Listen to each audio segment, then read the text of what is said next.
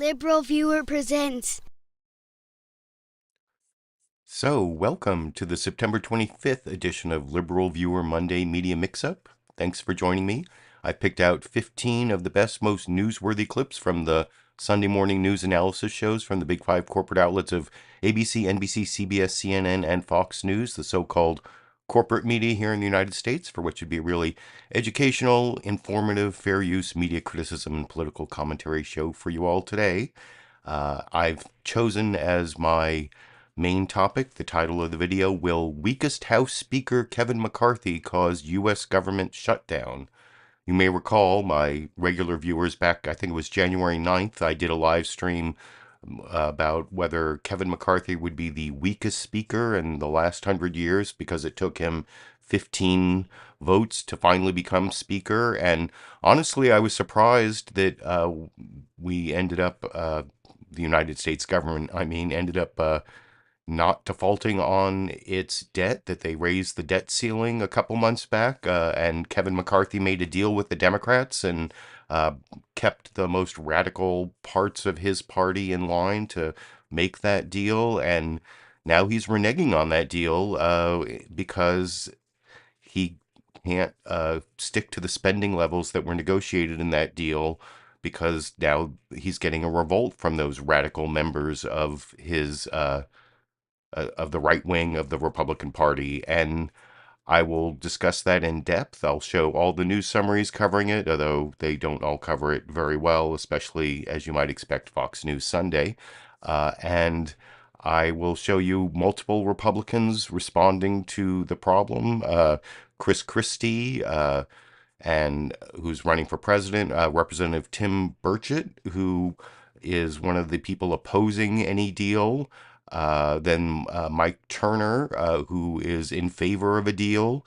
And eventually I'll show you a Democrat, Representative Alexandria Ocasio-Cortez, as to whether Democrats will come to Speaker Kevin McCarthy's rescue because he's so weak. But for my political comedy, I wanted to start with something I saw on the Saturday show on MSNBC. Jonathan Capehart has the Saturday show and the Sunday show. It was actually, both were 2 hours. He's like slowly taking over the time slot that used to be AM Joy, I think, maybe. But he and his producers put together this great montage of all Republicans attacking the dysfunction of the Republican Party. And then he got this response, or the response that you'll see at the end of the clip, from the chairman of the Democratic National Committee, Jamie Harrison. And Jamie Harrison's response kind of shaped also the title of my video, and I'll talk about that a little more after we watch that clip together over here. Even some Republicans are fed up with the deep dysfunction within their party that could lead us to a government shutdown in just a week. It's an unmitigated disaster right now on the majority side. This is stupidity. The idea that we're going to shut the government down when we don't control the Senate, we don't control the White House. These people can't define a win. They don't know how to take yes for an answer. It's a clown show. You keep running lunatics, you're going to be in this position. I'm disappointed. I am pissed off. The shutting of the government down, everyone loses. That's mutually assured destruction. We're dysfunctional. It's just that simple. That simple. We are so dysfunctional. Clown show, lunatics. Joining me now, Jamie Harrison, chairman of the Democratic National Committee. Chairman Harrison, welcome back to the show. This might be one of the few times in recorded history that you and some congressional Republicans are on the same page. What do you make of what's going on in the House? Well, listen, that old saying that even broken clocks are right twice a day, that's the Republican Party. And they're doing my job for me. Weak, clown show, lunatics, dysfunctional. I really do believe, Jonathan, that, and this is not me being partisan, because I'm including Democratic speakers of the House and Republican speakers of the House. I believe that history will show that Kevin McCarthy is the most inept Speaker of the House in my lifetime. I've never seen the dysfunction, and I worked on the floor of the House. You know, my job was to count the votes. I know what I'm talking about. I've never seen anything like it. And he's weak and he's feckless. I think he just wants a portrait in the speaker's gallery, but I don't think there's a speaker in name-only gallery. So, they're going to give him one, but this guy is pathetic. So, tell us what you really think, Jamie Harrison. He's like I said, the chair of the Democratic National Committee. He was on an MSNBC show with Jonathan Capehart. At least Jonathan Capehart isn't a supposedly straight news anchor. His show is like opinion, commentary, analysis, and nobody's expecting him to give the straight news. But on Fox News Sunday, they have supposedly straight news anchor Bill Hemmer in for Shannon Bream this week. And he had on the chair of the Republican National Committee, Ronna McDaniel, and never asked her one question about the possible government shutdown, about all the Republicans you saw in that montage attacking the Republican Speaker of the House or attacking the dysfunction of the Republican Party. Never got one question about that from Bill Hemmer. In fact, Bill Hemmer also had a Republican presidential candidate on, Tim Scott. Never asked him one question about any of that. I'll show the Ronna McDaniel clip in a minute, but the one way that or not in a minute, in several minutes, that's like clip 11. By the way, down in the video description, you can see short summaries of each of the 15 clips. Clip 11 is that Ronna McDaniel questioning from Bill Hemmer that I'll talk about when I get there. But I wanted to show how it was that this is sort of my second political comedy clip before I get to the news summaries. This is how Fox News Sunday, the supposedly straight news program with supposedly straight news anchor Bill Hemmer reporting, covered the shutdown or the possible government shutdown that is pretty much entirely the fault of Republicans and Republican dysfunction.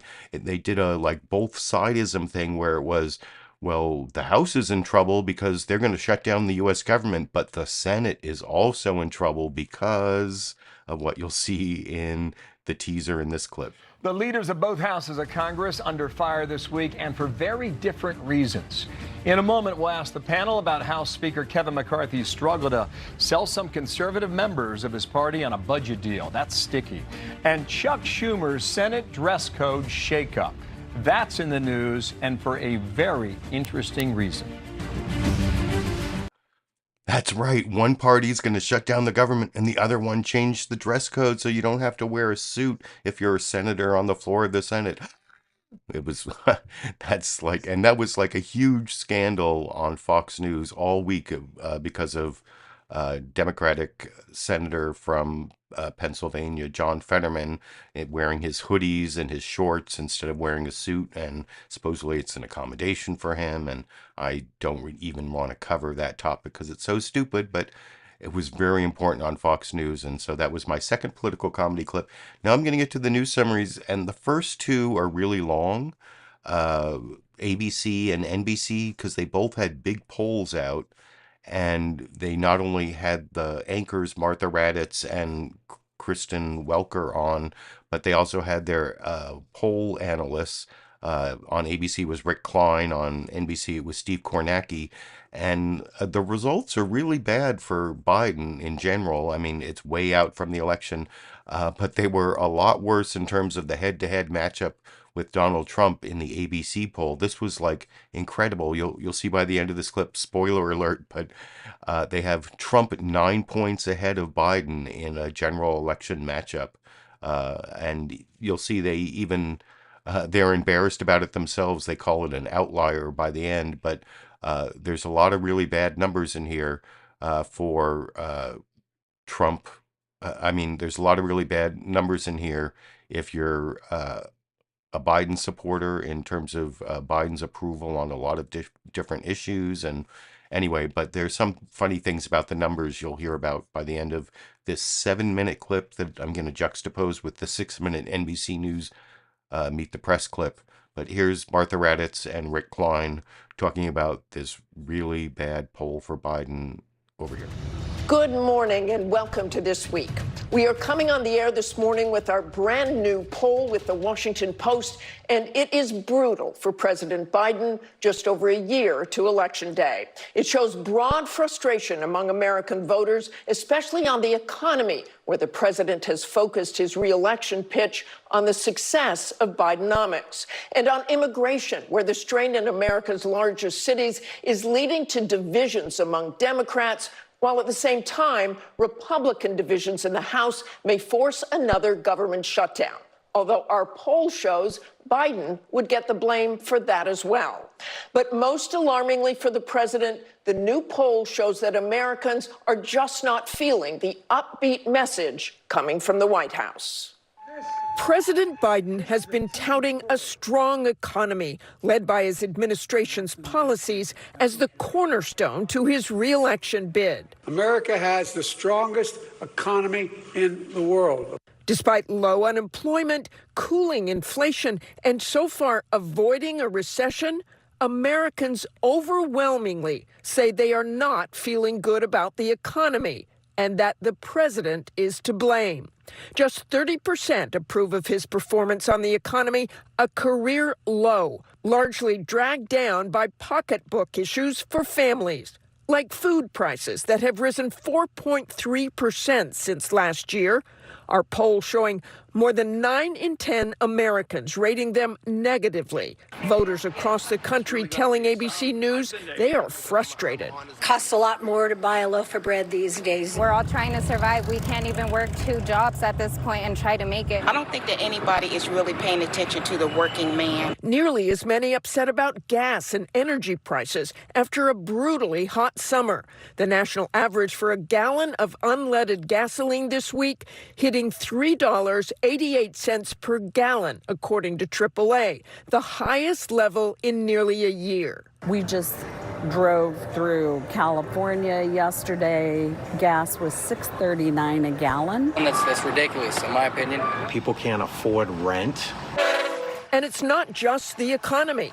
The other hot button issue, immigration. The Biden administration attempting to mitigate yet another surge at the southern border as more big cities navigate the impact of the migrant crisis. This issue will destroy New York City. Authorities announcing there were more than 232,000 migrant encounters at the southern border in August, the highest monthly total this year. The president says his policies are working. We put in place policies that process people in a fair and fast way. But our poll shows only 23% approve of his handling of the situation, another career low. All this putting his job approval rating 19 points underwater, one of many challenges facing the incumbent president in his quest for re-election. Let's dig into this more with our political director, Rick Klein, here with the breakdown to help make sense of this poll and dive into the numbers. And Rick, the economy is clearly at the top of voters' minds. Yeah, Martha, these numbers are simply staggering for the sitting president. 44% of people in this poll say they are not as well off as they were at the start of the Biden administration 2.5 years ago. Those are the worst numbers that we've seen in our ABC News Washington Post polling. It's a question we've been asking going back to the Reagan administration. And when you dive into the big questions around the economy, we know President Biden has been out there trying to make the case. Unemployment is low. He's been talking about how inflation has been easing, but people aren't buying it. You covered some of the reasons why. Gas prices, food prices, grocery prices, and the like. Right now, on the big picture on the economy, 74% of the country, it's about 3/4 of Americans who say the economy is either not so good or downright poor. And it's not just the state of the nation or the policies that are giving people pause on President Biden. It seems to be the man himself. Yeah, Martha, let's talk about age, because we know for sure that the country certainly is. President Biden would be 82 years old on Inauguration Day 2025. That's how old he is. He's not getting any younger. And, of course, perceptions around his ability to perform in the job are not getting any better. Right now, 3/4 of Americans, 74%, say that he is too old to effectively serve in a second term. That compares to about 50% who say the same around Donald Trump. And it's not just Republicans or independents who are skeptical over Joe Biden. This is a question we asked. Should Biden be at the top of the ticket? 62% of Democrats and Democrat-leaning independents said they think that someone else should be the presidential nominee, although the party is deeply split on who that someone else should be. Now, if you're looking for a potential good sign, a positive sign for Democrats in this poll, opposition to the Supreme Court's decision on Roe versus Wade overturning abortion rights at the national level remains very, very strong. 64% opposition. Of course, it was Donald Trump's 3 Supreme Court justices who authored that opinion and made it possible. And of course, abortion played a big role in last year's midterms, but most of these numbers paint a bleak picture for President Biden's reelection chances, Rick. Yeah, and Martha, maybe the most startling number in our poll is this, the hypothetical matchup, a rematch of Donald Trump versus Joe Biden. Our poll with the Washington Post pegging this at 51% for Donald Trump over Joe Biden. That is a 9-point edge. Now, that's only a couple of points difference from our last poll in May, but it is significantly different than most recent polls. It is an outlier compared to other polls we've seen recently. Our partners at 538 put together an analysis for us. They find an average of recent polls having this more in the 1 or 2 point range, with Joe Biden typically having the edge. But whether you believe that or not, look, there's a good chance that there's people just trying to send a message in the polling right now, given the other frustration we've seen. We know in this poll there's some quirks, some oddities around the number of black voters and Hispanic voters, the younger voters who seem to be supporting Donald Trump. And get this, because it's pretty hard to believe, but we asked people whether Donald Trump should be constitutionally disqualified from running for office. And among people who said yes, 1 in 5, about 18%, say they'd vote for Trump anyway. So that might just be sending a message that's more anti-Biden than it is pro-Trump. But regardless, the weaknesses that we are seeing for Joe Biden and his approval rating across the board are very real. They are alarming to Democrats, even if no one thinks this is ultimately going to be a 9-point race. Rick Klein, thanks for that. Let's take this all to Transportation Secretary Pete Buttigieg. And Pete Buttigieg was on multiple programs, but I didn't take any clips of him. I do have 2 Democrats. I think I said Alexandria Ocasio-Cortez earlier, and then also James Clyburn getting cross-examined by Kristen Welker on NBC. I saw a lot of criticism of Kristen Welker's cross-examination, like comparisons with Chuck Todd on Twitter, and I'm going to talk about that when I get to those clips. But I have often talked about the bias that all the corporate news media has to make their own polls breaking news. And I'm not sure how newsworthy any of these polls are because, how would you vote if the election were held today? Well, I wouldn't, because it's not till November 2024. So a lot of the American people don't really focus in on the presidential election till like a year from now, like after Labor Day of 2024. That's like the traditional beginning of the presidential campaign season. And maybe, there's so many things that are going to happen between now and then, but it is an important snapshot. And I think ABC did a pretty good job of explaining that this 9-point lead, the 51 Trump to 42 Biden number there, was definitely an outlier, and that the average of the polls actually shows Biden 1 or 2% ahead of Trump, but not that really makes that much difference at this point, because, as I said, it's pretty far out. But NBC News' Meet the Press with Kristen Welker did a similar report where they talked about their poll that has Trump versus Biden 46 to 46. So very close to the Real Clear Politics average that you saw Rick Klein talk about. But there's also a lot of bad numbers for Biden in terms of his approval rating, his approval on various issues, especially the economy. You saw ABC really focused on immigration there more than I think NBC does, and certainly not as much as you'll see Fox News does in the third news summary I'm going to show you.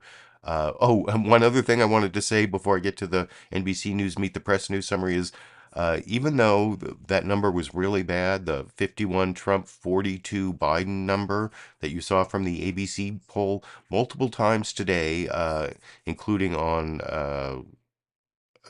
multiple times today, I saw Fox News inflate the number. They kept giving Trump an extra point. Here's like a screenshot from 12:14 Pacific time.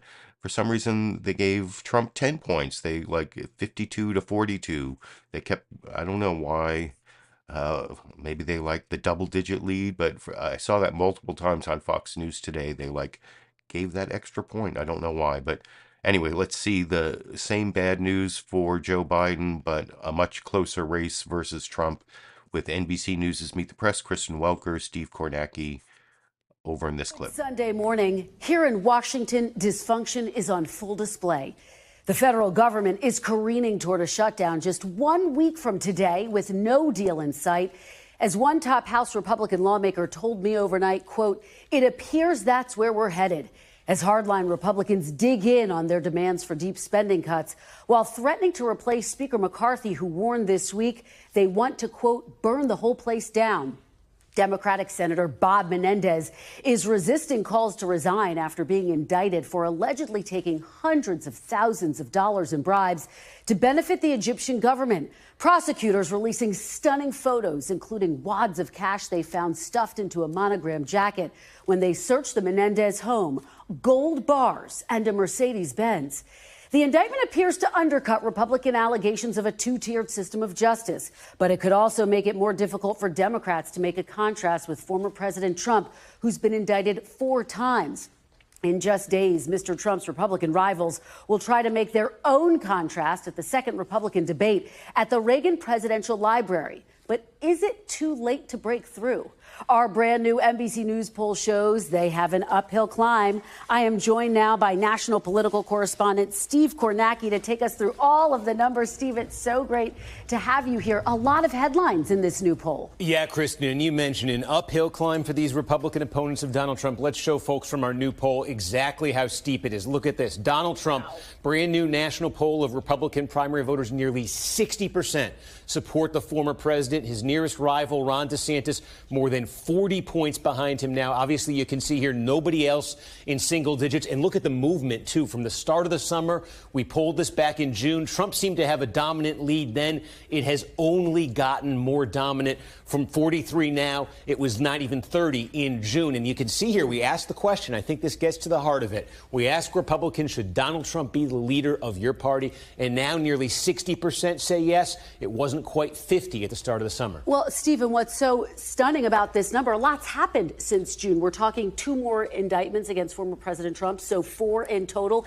and the first GOP primary debate. And yet, Mr. Trump is just solidifying his lead with GOP voters. And Kristen, you know this from talking to Republican critics of Trump from rival campaigns. Everything you just explained, they thought would take him down a peg this summer. And instead, he has only moved up here. You can see the numbers saying the party needs a new leader. That has gone down. So for Donald Trump there, nothing but good news. And it raises this question. If Republicans go forward and nominate Trump again, this is what the rematch in our poll would look like right now. 46-46. And you remember, in 2020, Joe Biden actually won the popular vote by more than 4 points. And how about this? DeSantis, who sort of pitched himself as the electable version of Trump to Republicans, fares worse against Biden than Trump does. We also tested Nikki Haley, the former UN ambassador. She actually leads Joe Biden by 5 in our poll. This is notable because she had such a strong showing in the first primary debate. Could that be the reason we're seeing this bump, Steve? Possible. Let's put a pin in this one, though, because one thing our poll found, she's not nearly as well known as Trump and DeSantis. So more attention, more scrutiny, more attacks. Would this hold up? We'll see. But obviously, the fact that the president is struggling this much against every Republican we put him up against raises the question. Where is that coming from? The most obvious answer is just this, a simple question of job approval. Barely 40% approve of Joe Biden's performance. And we have to note 56%. That's the highest disapproval rating for President Biden since he took office. That's significant. Yeah, so let's take a look at what's driving that too here. In one big area, no surprise, it is the economy. Look at this contrast. This is April of 21, months after Biden took office. Nearly half the country was satisfied with where the economy was then. Now, barely 1 in 4 Americans satisfied with the economy. There's also this. We found an enthusiasm gap between the two parties. We asked folks on a scale of 1 to 10, How enthusiastic are you about the presidential election? And you can see Republican to Democrat, there is a gap right there. Where's the lag for Democrats? We found a couple places. Non-white voters, you could see significantly less enthusiastic than white voters. And then how about this age gap? The youngest group of voters who Democrats have been trying to get excited and motivated, nearly 50-point gap there. So really an uphill battle to try to make sure voters don't stay home if you're Democrats. Yeah, that's it. And the problem for Democrats, too, the lack of enthusiasm about the election, there's clearly a lack of enthusiasm about the president himself, because we asked primary voters on the Democratic side, do you want options next year besides Biden? 59% said yes, they do. This is not a normal number for an incumbent. We asked the same question a year before Donald Trump sought re-election of Republicans. Only 37% wanted more choices then. That's a very high number. Yeah, this is like the inverse of each other, these two numbers. Exactly. Yeah. And so it raises the question, too, what else concerns Democrats? And I think this gets to sort of the elephant in the room here. Biden's age and fitness. I mean, look at this contrast. We have talked so much about Donald Trump, the indictments, the legal woes. They are clearly a major or moderate concern to the majority of Americans. But Biden's age and fitness for office, almost 3 out of 4 in our poll. This is Democrats, Republicans, independents say it's a major or moderate concern for them. How about Trump? He's only a few years younger than Biden. A full 27-point gap right there. This is looming as a major problem for the president, too. It's notable because his strategy is to try to laugh off concerns about his age. We'll have to see if they revisit that strategy. All right, fascinating stuff. Steve Kornacki, thank you. So who do you think did it better, the ABC poll or the NBC poll? Well, at least the NBC poll had a matchup between Trump and Biden, 46-46, which seems a lot more realistic than Trump ahead by 9 points. And I forgot to mention, I really like that factoid from Rick Klein in the previous clip that 18% of the people who said that Trump should be constitutionally precluded from seeking office also said they'd vote for Trump. And of course, the youth vote was going to Trump in the ABC poll. So I don't really think that ABC poll was well formulated, definitely an outlier. But even in the NBC poll, you saw a lot of bad news for Biden. I mean, it is a long way off, as I was saying, and why polls are the top story for both these news programs. I mean, it is a snapshot in time, and it shows especially the lack of enthusiasm is really a problem. Lack of enthusiasm amongst non-white voters for Biden. Though I saw this interesting theory earlier that could actually increase Trump's vote in blue states like California and New York, other states that have higher numbers of blacks and Latinos, and it would possibly lead, and this wasn't the theory I saw, but it made me think, wouldn't it be like the most amazing thing if Trump won the popular vote but lost the electoral vote, because he gained a whole bunch of votes, and in California he could gain a whole bunch of votes from Latinos and still lose California, because he lost California by 30 points or something. So maybe he loses California by 20 points. And so what would Trump do if he won the popular vote but lost the electoral college? That would be the most amazing flip-flop of all time, to see how because he spent all those years it's much more difficult to win the electoral college. If I wanted to win the popular vote, I could have done that, or he said, for his win in 2016. So that would be an interesting possibility. But anyway, I want to get to the Fox News Sunday news summary, and maybe I should put news in air quotes, because of course Fox News isn't really a news organization. They spent their focus on the what most of the time they call Biden border crisis. Here, from this morning on America's Newsroom, I want to show you, look, this is the chyron at the bottom, you see where it says Biden's border crisis. For some reason on Fox News Sunday, they take out the Bidens and they just do border crisis, but you'll still see that they focus on that. That's their big focus of the news summary on Fox News Sunday. And they didn't do, they also have this big breaking thing. I'm going out of order here, but this is how they do Biden's border crisis. This is how they did it this morning. in El Paso. The city of El Paso only has so many resources, and we have. But that's not in the Fox News Sunday news summary, but that's pretty much their focus, and I'll talk about that a little more after we watch the Fox News Sunday news summary together over here. And hello from Fox News in Washington. The number of illegals crossing our border hit another new record. We want to show you our Fox News drone camera from Eagle Pass, Texas. We've been watching remarkable images today of a human flood that shows no sign of receding. And today, a new survey shows how displeased Americans are with the president's border policies. In a moment, we'll speak with a border state Democrat, Texas Congressman Henry Cuellar, on that. But first, the Griff Jenkins, who has been in Eagle Pass for what seems like several years now. Griff, hello to you. What's the news today? Hey, Bill, good morning. Well, there's a humanitarian crisis playing out along our southern border in places like here in Eagle Pass, Texas, where migrants have traveled thousands of miles in hopes of reaching the U.S. in numbers far greater than what border officials are able to handle. Homeland Security Secretary Alejandro Mayorkas visiting the border in McAllen, Texas, Saturday, saying the administration is taking more actions to stem the unprecedented flow of migrants, averaging more than 9,000 daily.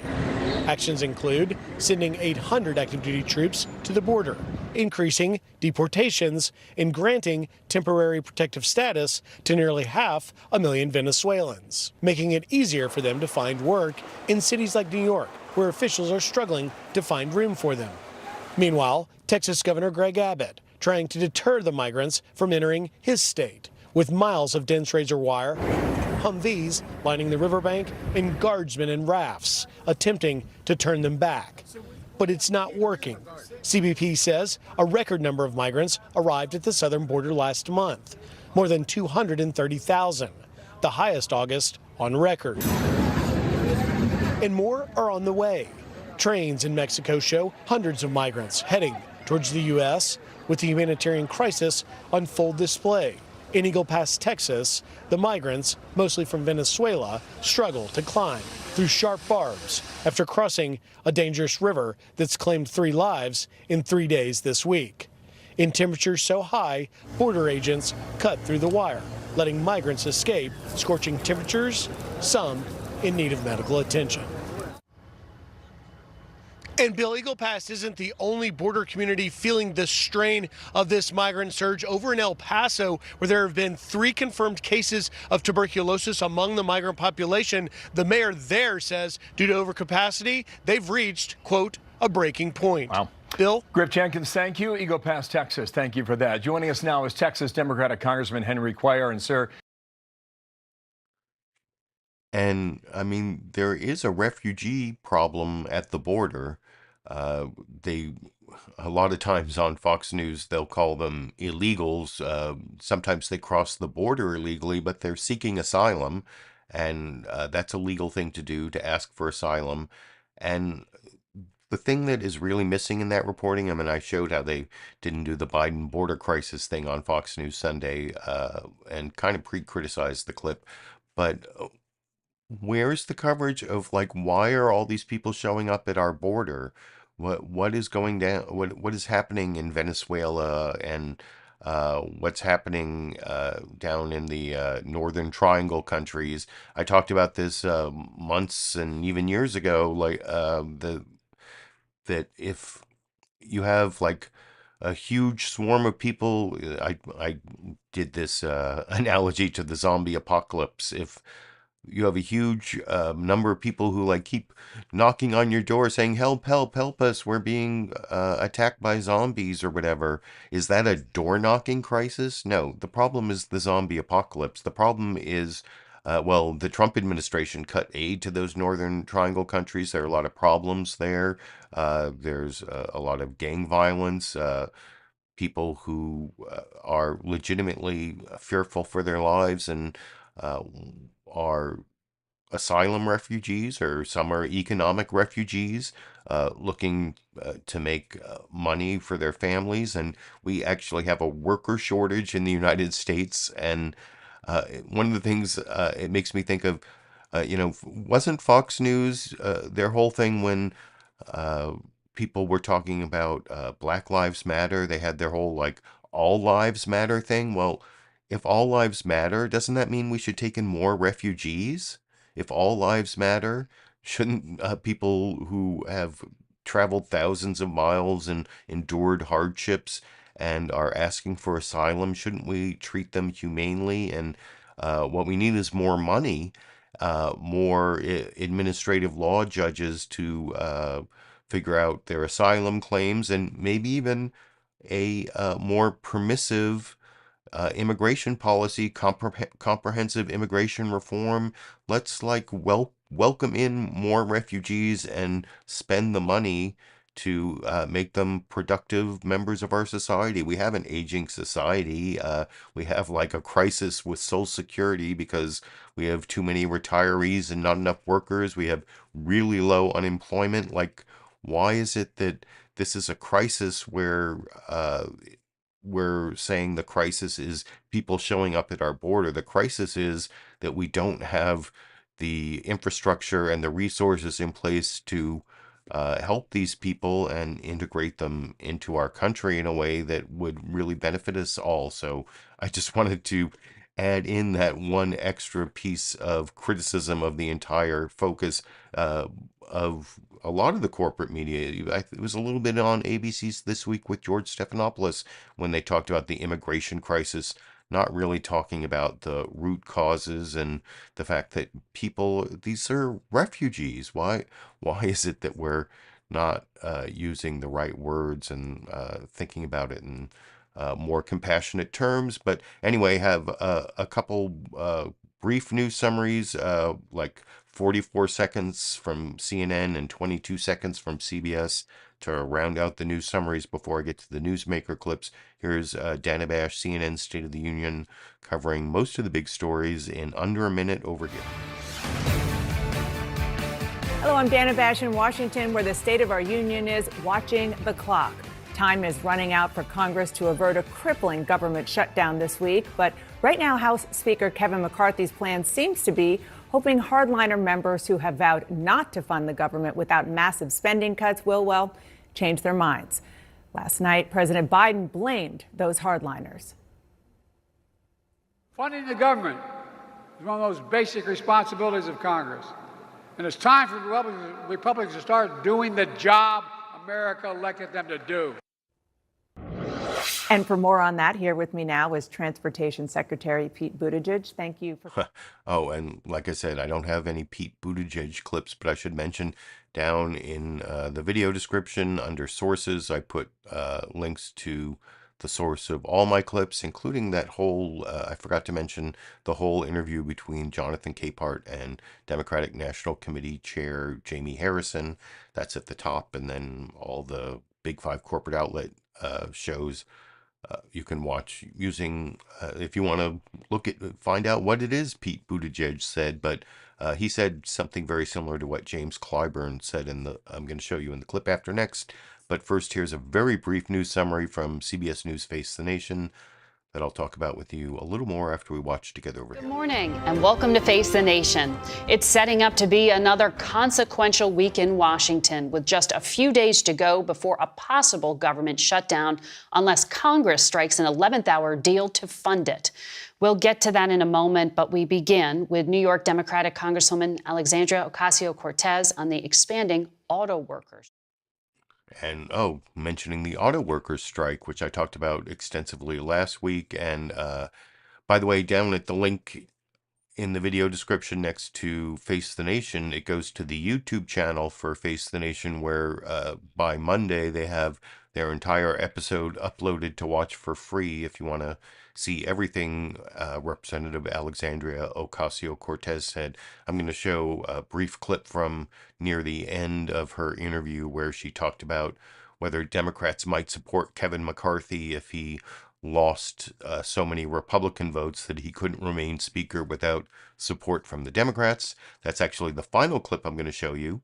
That's one of two Democrats talking about the shutdown. The first Democrat I'm going to show you is the next clip. It's Representative James Clyburn from South Carolina, a huge ally of Joe Biden. Some people say James Clyburn's endorsement of Joe Biden in the South Carolina primary back in the 2020 election, or the primary election. That's what saved Joe Biden and made him the president of the United States he is today. Well, this next clip I saw criticized on Twitter, where people were saying Kristen Welker is just like Chuck Todd. She's like a corporate defender of Republicans, or I don't even know what they were saying, but it's because first you'll see this is Kristen Welker asking James Clyburn first whether what Democrats are doing to avoid a government shutdown, and then when James Clyburn points out that well, it's all because of Republicans. We made a deal with the Republicans to avoid to raise the debt ceiling and avoid defaulting on our debt.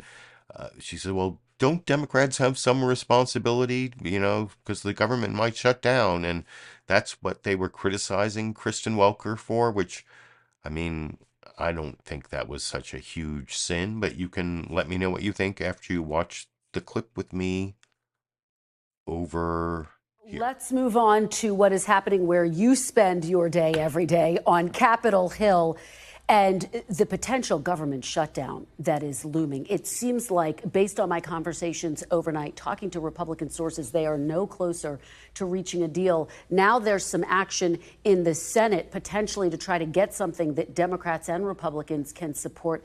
Tell me what you and other Democrats are specifically doing to try to avoid a shutdown here, Congressman. Well, we Democrats believe very strongly, is when you make a deal, you live by it. And the Speaker made a deal to what the budget would look like. Democrats agreed to it. House Democrats, Democrats in the Senate, even Republicans in the Senate agreed to it. They have marked up to those top lines. And then all of a sudden, McCarthy seemed to be backing away from the deal because 5 or 6 people on his side of the aisle seem to be calling the shots. The tail wagging the dog is not the way you do this. Understood, but don't Democrats, given that it's a potential government shutdown, bear some responsibility? Is there any conversations, or you having conversations behind the scenes to try to keep the government open? Well, Hakeem Jeffries he is a great leader, and I think he's doing exactly what needs to be done to keep the lines of communications open. As we sit here today, do you think the government will shut down? Is it a foregone conclusion at this point? It is not a foregone conclusion, and I don't think we'll get to that point. I certainly hope not. Let's talk about Senator Menendez. So those were the questions that Kristen Welker asked Representative James Clyburn about the shutdown. I don't think they were so out of line. I mean, to ask what Democrats' responsibility is, I mean, I agree with the people who are criticizing Kristen Welker that the Democrats really don't have any responsibility for the shutdown. It's because Kevin McCarthy can't even get the Republicans to, the House Republicans themselves, to agree on any sort of continuing resolution or certainly not all the appropriation bills they were supposed to do, under regular order, and all the things I talked about back on January 9th when Kevin McCarthy took over as Speaker, as like the weakest Speaker in the last 100 years. That's what I talked about in my live stream on January 9th. And the thing is, I think Kristen Welker, I mean, her job is to ask questions that are oppositional to the person to whom she is talking. In this case, she took sort of the more Republican side, talking to a Democrat. Whether she did that when she was talking to the Republican, I'm going to show you how she cross-examined Chris Christie about the government shutdown. And here, it is a little bit softer, I guess. Not, she's asking, like, is Kevin McCarthy a great leader, or is he showing strong leadership? And then the follow-up question kind of like gives away her own thought. Is his speakership going to survive?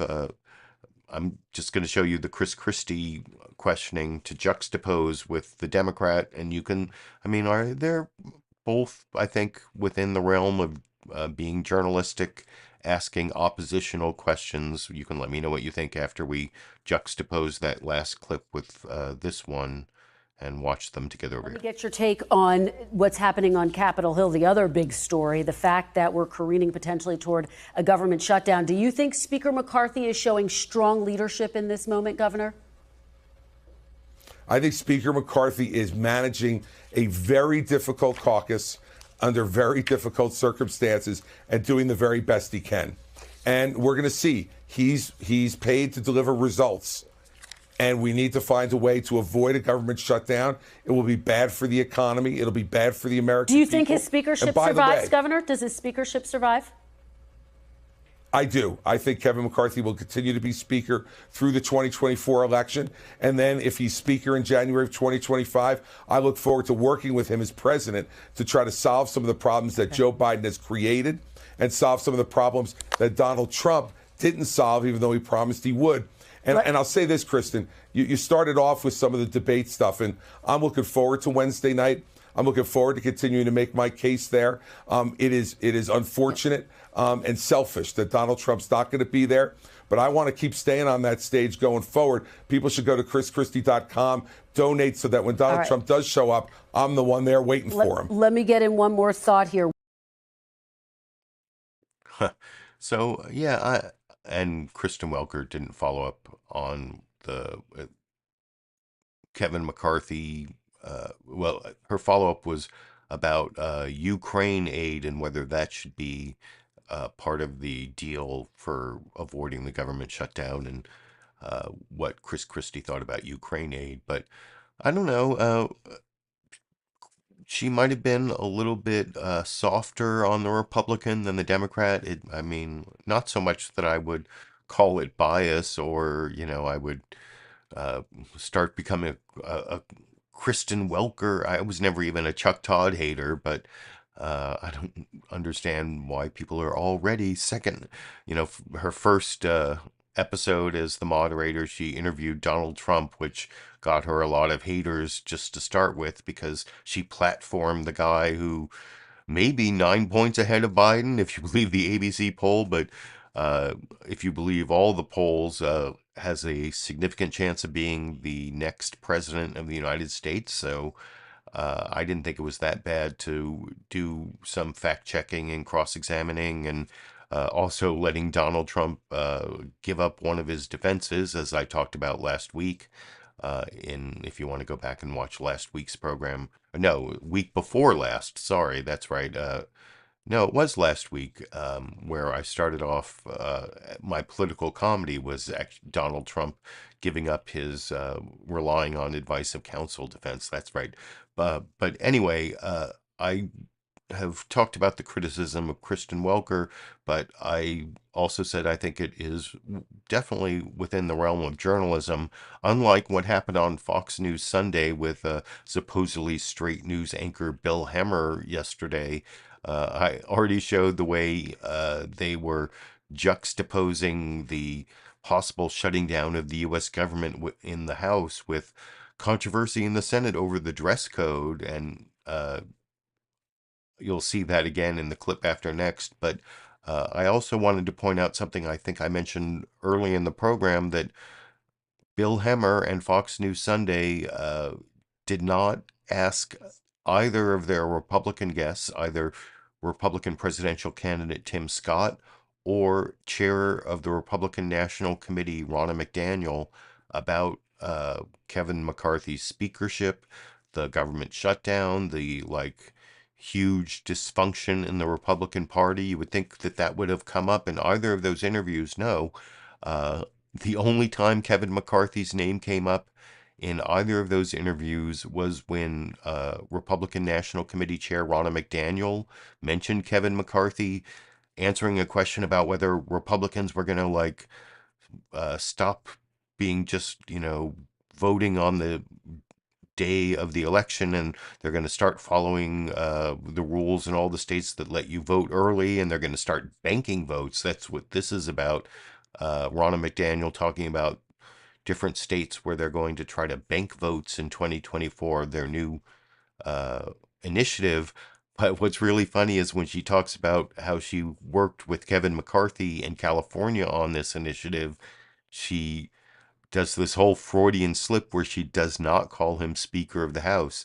She calls him Leader McCarthy, that's the minority leader. You call like Nancy Pelosi, or well, Hakeem Jeffries now is the minority leader. He's Leader Hakeem Jeffries. But Bill Hemmer, of course, totally ignores that, ignores the government shutdown, talking to Ronna McDaniel and Tim Scott. And oh, by the way, if you don't believe me, one of the things that I've been providing recently is you can read the entire transcript. You can search for the name Kevin McCarthy, reading the entire transcript of Fox News Sunday in a link I just put in the live comment chat there. And but here's that Freudian slip from Ronna McDaniel over here. Well, that's why we're pushing it now. It's an education. It's getting into different states. We've launched Bank Ohio, Bank Wisconsin. We just launched Bank California with Leader McCarthy. This is something we have to educate our voters on, that they can't hold their ballot till Election Day and think we're going to just win elections. Okay. We have to do what the Democrats do and bank your vote as part of that. Just want to get to one last topic here. There's this ongoing dance between both parties on the primary calendar. And so, yeah, the follow-up question was about whether New Hampshire was going to be the first primary. Nothing about how she made that Freudian slip of calling Kevin McCarthy Leader McCarthy when he's Speaker of the House, not Minority Leader. Hakeem Jeffries is Leader Jeffries or whatever. But the next clip I want to show you was also an example of Fox News bias. Here is the only discussion of the government shutdown. Like I said, they didn't ask Ronna McDaniel about the government shutdown. They didn't ask Tim Scott about the government shutdown. They waited till the last 10 minutes of the 1 hour program and juxtaposed it with the dress code in the Senate. And Bill Hemmer, the supposedly straight news anchor, Bill Hemmer, totally downplayed it. He talked about how, most Americans don't care, but here in Washington, we're talking about it. They did have Jeff Mason on, who was a real journalist, and then Juan Williams, who represents the left a lot on Fox News, both of whom I should say talked about the real downsides, the people who would be hurt by a government shutdown, and Bill Hemmer was having none of it, despite being a supposedly straight news anchor, mentioned how, well, they're going to shut down the World War II memorial, but does anyone really care? And I think I pre-criticized this clip that I will talk about with you a little more after we watch it together over here. All right, let's talk about this shutdown. It's the talk of this town. America may not necessarily be paying attention to it, but everybody in D.C. does. Here is the House Speaker this week on the possibility and what the White House has to say about it. Check it out. There are still a few members that won't vote for funding the government while we finish all the 12 bills. The best plan is for there to not be a shutdown. This is something that can be avoided here.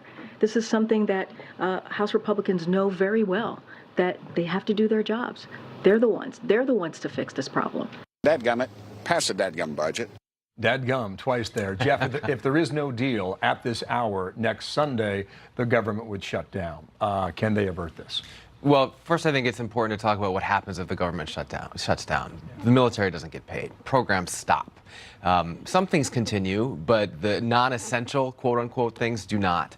And the political ramifications of that will almost certainly be blaming the Republicans. The White House will have a credible argument that this is a Republican shutdown, and I guarantee you that will be something that will be part of a Joe Biden campaign ad. Okay, in the past, Juan, we have seen the World War II memorial being shut down, and people thought, what's the significance of that? I mean, it's unfortunate to see, but sometimes the hyperbolic nature of a shutdown is bigger than it actually is. How would you see it? I think that you have to understand there are people who don't get paid, people who don't go to work, and that this is a significant portion of the American economy at a time when we're trying to keep the economy functional. The point here politically is that you see a lot of infighting on the Republican side in the House. And Kevin McCarthy, the Speaker, is trying to hold on to his job. He can be challenged by just one member of the Congress in terms of holding the Speaker's job. And he's having a difficult time. He is in the storm And I think it's all about that Republican fight in the House over power. Okay, next week, is it open or closed? Care to wager? I'd wager it's going to close because I don't see any solution. We'll see if Juan's right, okay? Replay the tape. The other big story here is how the U.S. Senate will be required to dress. Chuck Schumer is... The other big story is the Senate dress code that never ceases to amuse me, that both sidism or juxtaposition there, but at least to Fox News's credit, they had Jeff Mason and Juan Williams like tell the truth kind of there, no matter how hard Bill Hemmer was trying to downplay it, which I believe what you watched definitely supported the criticism of the clip I gave you before I showed it about Bill Hemmer downplaying the shutdown as best he could. And like I said, that was 10 minutes, last 10 minutes of a 60-minute program where they tried to not talk about the government shutdown as much as possible, I would say. And I have two more Republicans to show you before I get to the brief Alexandria Ocasio-Cortez clip where she gives her opinion about Kevin McCarthy and how Democrats might support him even though he's not a good guy. But I mean, support him when some of his Republicans leave him. And one of those Republicans who is not supporting Kevin McCarthy and his deals and definitely would not support a continuing resolution to keep the government open while they're negotiating the larger spending bills is Representative Tim Burchett. I think you saw him in earlier clips say that the Republican Party is dysfunctional, but he's part of the dysfunction. Here, Dana Bash starts with a good question about why he supported like almost $1 trillion deficit in the 2020 Trump budget, but now he won't give Biden the same support, and then follows up with questions about the continuing resolution. He had already said earlier in the interview he wouldn't support the continuing resolution, but I had to include this clip because there's an analogy to crack that I thought was I almost used for my political comedy, so I had to include in this cross-examination. Pretty good by Dana Bash over 2020. In 2020, you said President Trump's budget had achievable, reasonable priorities for America. That budget came with a $966 billion deficit. Why was President Trump's budget reasonable, but you can't get behind anything that you've seen so far with President Biden in the White House? Well, because those were attainable goals in the growth of the government, ma'am. And I dare say that any of my colleagues would say that since the COVID, you know, if we could just go back to pre-COVID spending levels, for goodness sakes, that we would balance the budget. Now, can you name me anything that's been added to our budget since COVID that you could not live without? And, you know, it's just reasonable. There's 15 or 16 of us.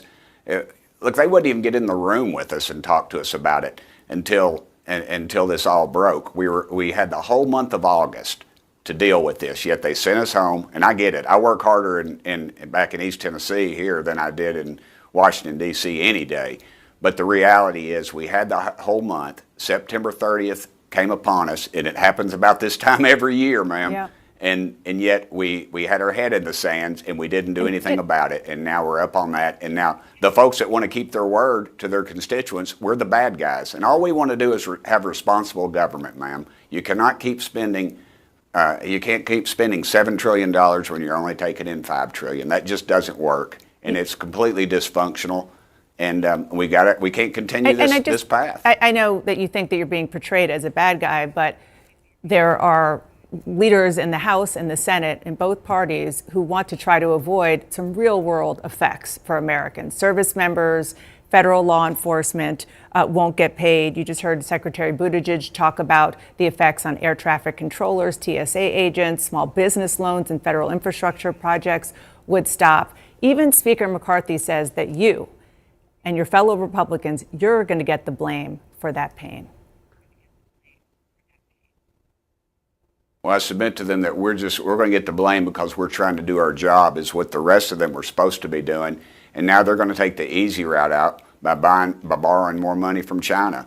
Man, that just doesn't work any stretch of the imagination. Even if it's temporary, just to keep it open? Pete, okay. And every year we do this, the temporary. We say, and the latest strategy is to say, let's not call it a continued resolution. The American public won't know it. That's ridiculous. Or they say, let's pass the CR, continued resolution, so that we can stop passing CRs. That's like telling a crack addict, we're going to give you more crack to keep you off of crack. It doesn't work, ma'am. It's the continued. Here's what will happen. We'll pass a 30-day CR, continued resolution. Then we'll pass another continued resolution, and then that will back us up to the Christmas break. And then guess what? We'll pass an omnibus again, and we will not do our duty. If they want to do their duty, they're all struck on doing their duty, tell them to pass a budget. Jody Arrington out of Texas, God bless him, chairman of he's gone ahead with it. They gave him 10 minutes in conference to talk about a budget. Nobody paid any attention, but that's what we're supposed to do. It's a 10-year plan to get us back on our feet, and that's reasonable. We're out of time. Just one final question. So there, that couldn't be more clear that Representative Tim Burchett is not voting for continuing resolution, because it's like voting for giving crack to a crack addict to stop him from wanting more crack. And he thinks it's all going to lead to an omnibus bill at the end of the year, which actually I think that might be the way this is resolved. But Kevin McCarthy, the Speaker of the House, is not going to be able to get that passed if he loses, 5, 6, 7? All he needs to lose is like about half a dozen Republicans, including like Matt Gaetz and Tim Burchett, and I don't know what's going to shame them into voting with the Republicans, but one thing that might shame them is what you hear from Mike Turner over here, being cross-examined by Martha Raddatz over on This Week with George Stephanopoulos.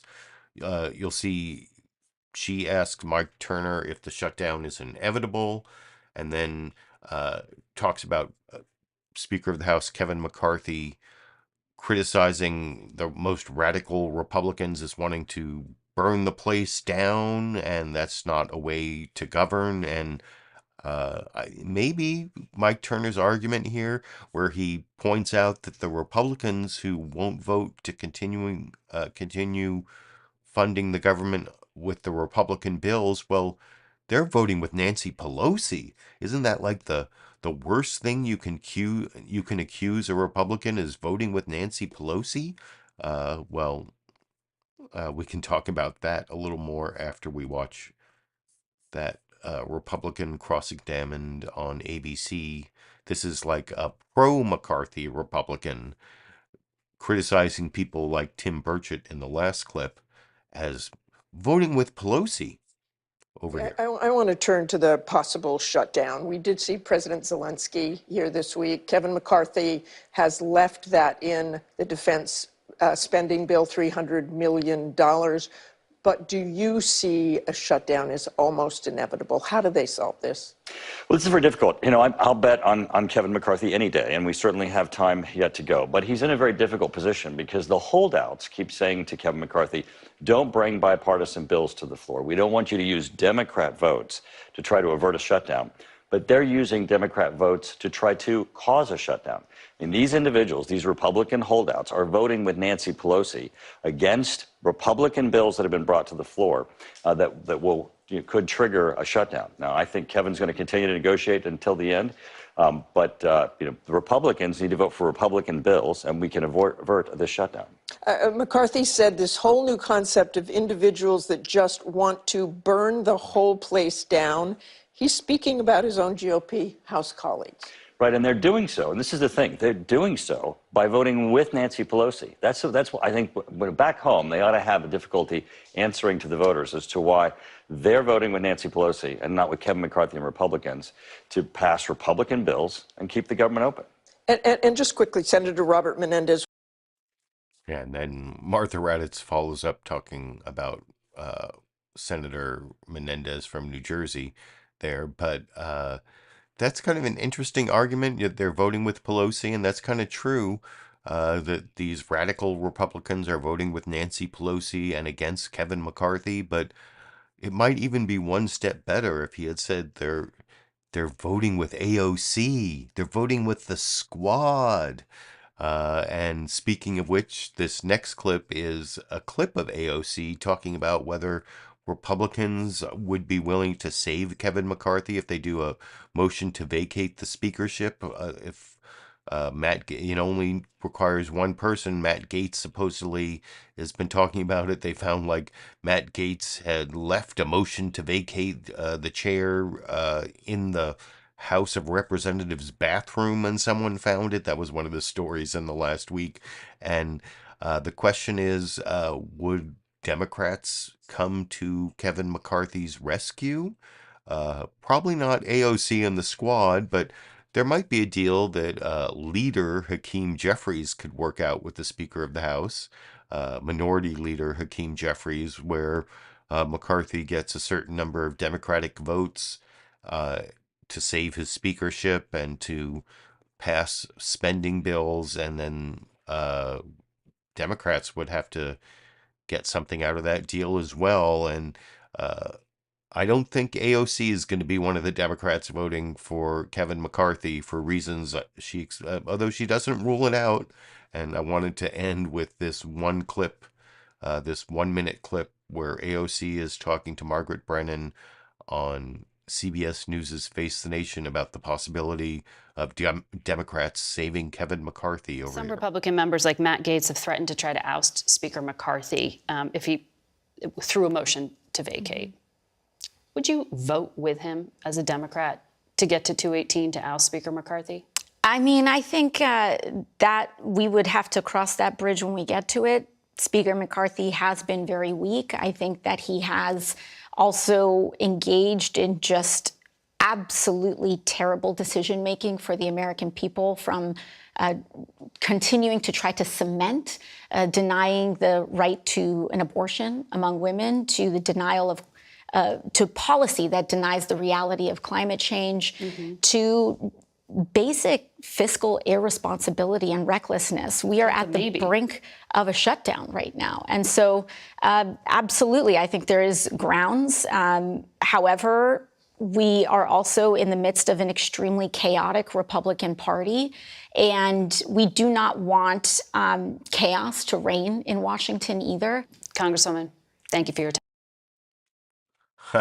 So yeah, I mean, if AOC won't rule out voting to save Kevin McCarthy and come to some more centrist compromise, then maybe that will happen. A week from now, when I do my next Monday live stream, we will know whether there's been a continuing resolution to kick it down, kick the can down the road, give the crack addict his crack so that he can stop smoking crack or whatever, according to Tim Burchett. That might happen. I think actually there's a good chance there'll be a continuing resolution, but there's also a good chance that a week from now I'll be talking about the government shutdown. So I guess we'll find out next Monday, since I will be doing this live stream next Monday and every Monday all the way through January 2025. Probably won't have time to upload any other videos between now and next Monday. It's a kind of a busy week for me, but I appreciate all of you who showed up for the live stream. I've been reading the live comments along the way, and I appreciate my recorded show viewers who wait till Tuesday to comment on my Monday media mix-up.